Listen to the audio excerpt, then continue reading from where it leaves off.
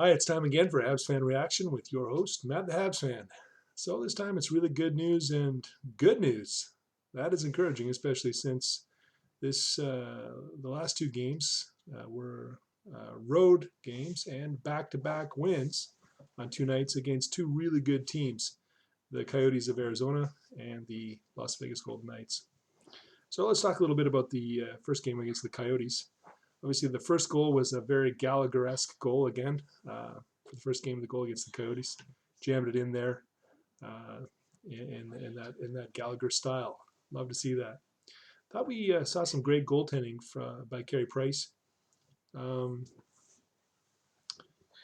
there was some improvement as well on the power play, but it's still very much a work in progress, isn't it? Well, hopefully it continues to improve. The Coyotes really put on the pressure in the Habs. I thought, they bent, but they didn't break. Carey Price looked really good. The second goal the Habs got, though, was kind of a weird one.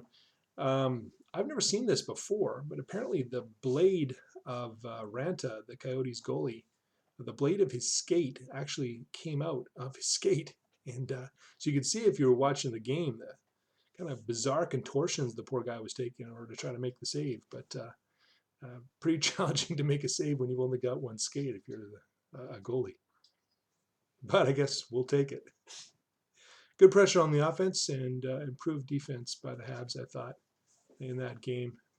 They didn't get flustered at all by some great saves by Ranta, and they didn't get stymied by some really good chances that the Coyotes put on. The Coyotes have been playing really good hockey so far this year, which is really encouraging to see for them, for their fans, I'm sure. But I thought really great to see the Habs come out and not get dominated on a Western road trip. What do you know? Great.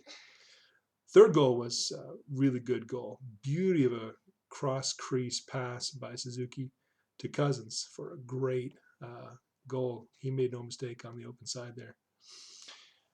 The veteran player for the Coyotes there, Kessel, he made a great play to make it 3-1 in the third. But the Habs shortly answered back. Real banger of a goal. Drouin on the corner to make it 4-1. And that was all she wrote.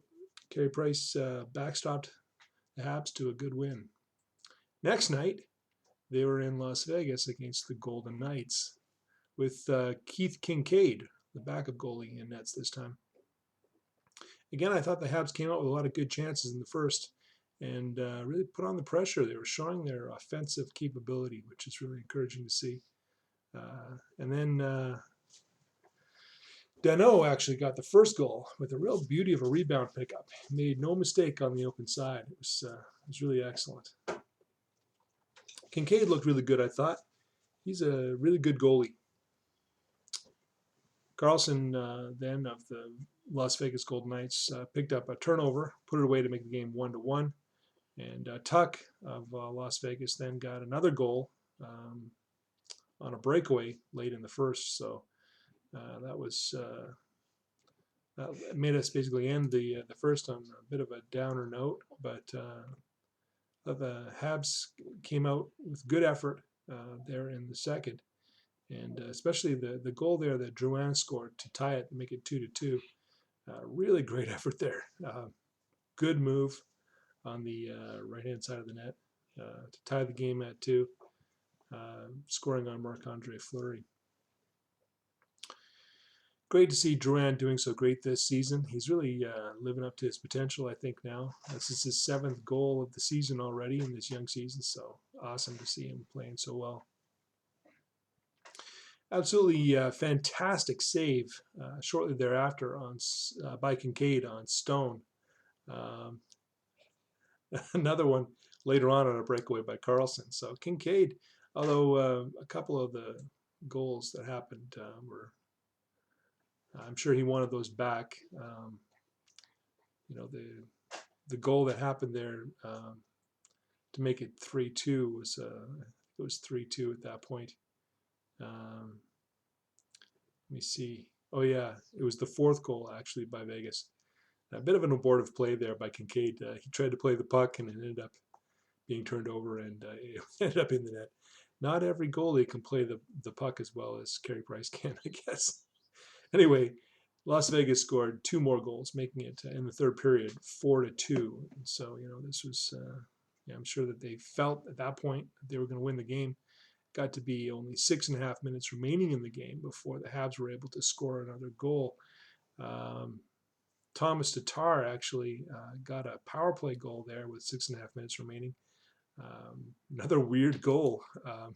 Thomas managed to bank a shot off of his body and in to make it 4-3. So that was pretty exciting.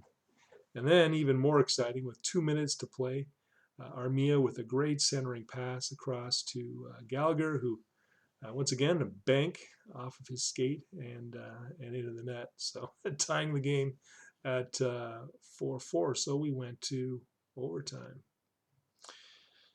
In overtime, with only 27 seconds into the overtime, great pass, I think, by Petrie to Max Domi, and he put it away to complete the comeback with a 5-4 win in overtime in Las Vegas, and it silenced the crowd. You could tell that the Las Vegas Knights were very disappointed. They once again probably thought they had the game in the bag when they were up 4-2 with only 6 minutes remaining in the third, and the resilient Habs, I thought, showed a lot of character to fight back from that 2-goal deficit and still come back and win the game in overtime. So that was pretty exciting. Pretty encouraging set of games, I think, for us as Habs fans. Really, we're seeing some of the dynamic play of the Habs. We're seeing their, they've made great strides again this year. They're playing really well. They showed great offense, great defense, really good goaltending, a lot of heart in that game to come back from the 2-goal deficit. So excellent. And so, what would be the chirp of the game for Leafs fans who are feeling pretty salty at this stage about the Habs passing them in points? Well, I would just say this. Hey, did you notice that the Habs demonstrated that it is possible to win both games of a back-to-back? Anyways, go Habs, go.